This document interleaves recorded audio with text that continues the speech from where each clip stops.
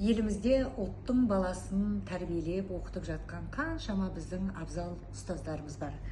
Солардың қатарында мінекей республикалық игілік журналының бас редакторы Меруерт Әйтенова арнайы құттықтап жатқан керемет біздің ұстаздарымыздың бірі және бірегейі Есімжанова Данагүл Манашқызы. Алматы облысы Еңбекші Қазақ ауданы Бәйдібек ауылындағы Островский атындағы орта мектепте 1995 жылдан бастап құрметті зейнет жасына дейін еңбек жасаған.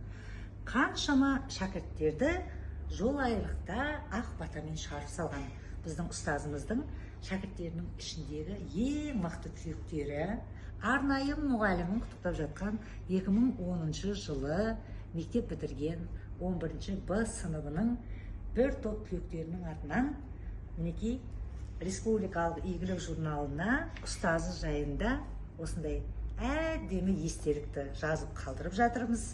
Және игілік журналының ресми жылына 2 рет шығатын құрмет иесі кітабына міне 8-ші кітапқа ол кісі басылып жатыр. Оны да біз құрметтеп сыйға тартатын боламыз. Ең басты сыйлық республикалық баспаның атынан мінекей Данагүл Манашқызына құрмет иесі медалі. Және оның куәлігі табыс етіледі.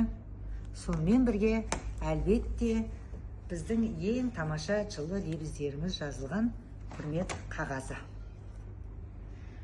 Мінекей көрдіңіз бе, қандай иманды, салихалы ұрпақ өсіргенсіз.